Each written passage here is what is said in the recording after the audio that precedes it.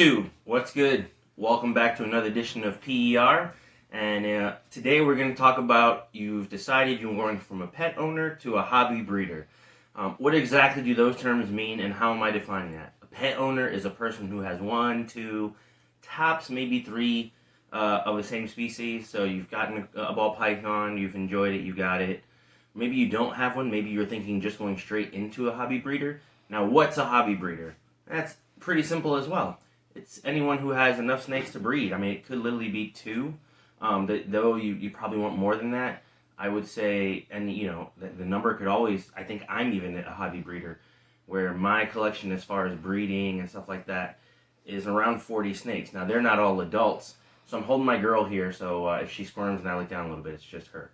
But, you know, I have intentions of growing these guys up and making ball python morphs and shooting for stuff.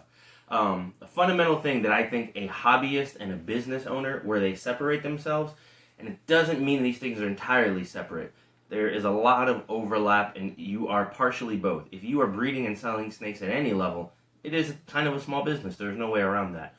But as a hobby breeder, what I think makes me a hobby breeder, and when I use that term, this is how I'm defining it, is I am trying to make snakes that I want, and my byproduct is what I'm selling. I am not strictly focused on producing snakes for the market. So then they're not all for sale. And that's a difference. Nothing wrong, there's no wrong way, but you think of guys like Will Banks. Will Banks has over like 1,000 clutches. They're almost all for sale, and he's not doing anything wrong. He is putting pets into the market, expanding, you know, the joy for these wonderful creatures.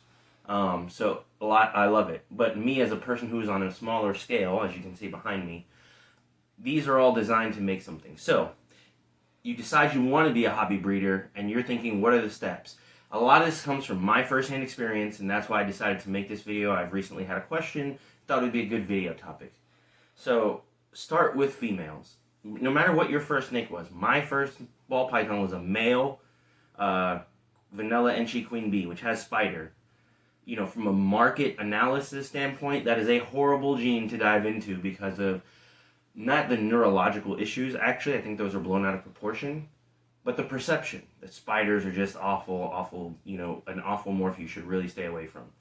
So from a market analysis standpoint, I shouldn't have got him, but I still have him. He's never going to go anywhere. He's my first one since I got back, and he's chilling here. But start with females. Reason being, they take longer to mature. You need them at a bigger size. Males generally can breed, it's said, at about 500 grams. Now that's about one female. What you'll find is oftentimes males will go off of food, so you want them bigger if you plan on breeding them to multiple females. You don't want to tax in small male, him go off of food and put him in danger of hurting himself or even worse, passing away, because they will breed themselves to death sometimes, if allowed to. So start with the females, and then the age-old question, do you start with hatchlings or should you go and buy adults? This is a key component, and I'm going to spend a minute here to talk about this. We all have our own individual budget. Now, how much money you can spend and should spend are entirely separate questions. If you have high-end desires and you want to put money into this and you have that money, go for it. But another thing that makes a hobby breeder and not a business owner is a hobby breeder is going to spend something that won't tax his financial situation. You will not put yourself in jeopardy. You won't take loans out. You won't empty bank accounts. You won't, you know, eat your savings up to a dangerously low point where you don't have enough money for like a new refrigerator if your fridge dies. You're within reason saving money, doing this, hopefully planning, and you have a budget. A business owner, there is a risk-reward system way more, and just like in a restaurant owner, everything. So from a hobby breeder standpoint, figure out your budget, and then that might dictate, because females cost more, generally speaking, 2.5 to 3 times more, depending on what you're buying, if it's available, than a hatchling, because the return on investment for such an animal is supposed to be much quicker. Now, one of the things you have to realize is the variability of these guys, down from atmospheric pressure, temperature, everything about where they came from, especially if you're getting morph market snakes from some other part of the country. There are lots of stories. I know Shane Kelly talks about it from Small Town and stuff, where, I bought some females and they didn't go, and it took them a year and a half, and by the time they went, the hatchlings I bought were pretty much ready too, and we all had the eggs together. So be mindful of that. Getting an adult doesn't 100% guarantee that you're about to make eggs. It just, quickens that opportunity. So get the adults if you can, if that's your desire. Some of the negatives to that, though, is you didn't watch that snake grow up. You don't know its feeding habits, its behaviors. You haven't monitored it. I've had this girl since she was 72 grams.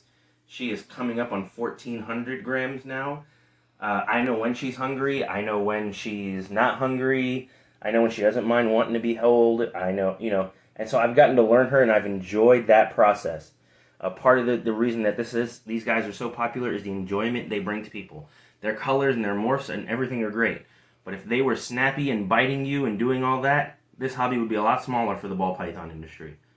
So, yeah, hatchlings to me are a way to go. And honestly, my honest opinion is if it's within your budget, you should do a mix of both.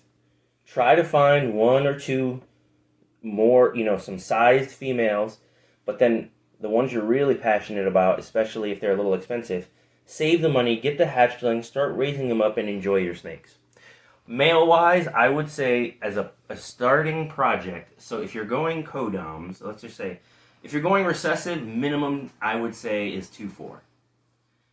You can go with hets. If you're really small scale, let's just say you just want to start at least 1-2. At minimum, I would say 2-4, though. You would want, let's say you're into clown, one of the most popular, if not the most popular, recessive gene in ball pythons. I would get 1 or 2 males and 3 to 4 females. One potentially as a backup. I wouldn't make them equal price.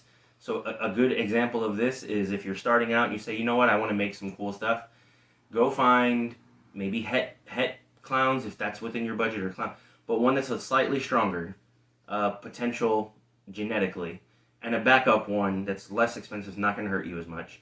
And then go get the females equivalent to things that you could make, so you can get these variations, produce stuff that you want to produce, and whenever you don't hit things that you don't want, then you can sell it.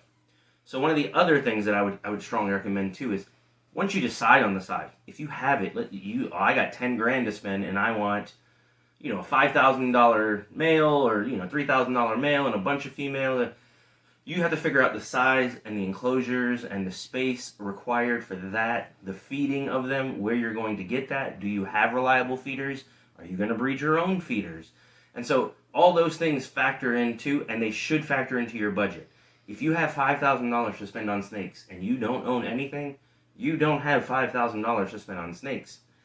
You have whatever's left after you decide to buy a rack system, hopefully with heat tape and all that stuff, a good thermostat, not one of those cheap ones. Spend the money on these guys to take care of them, make sure they're good.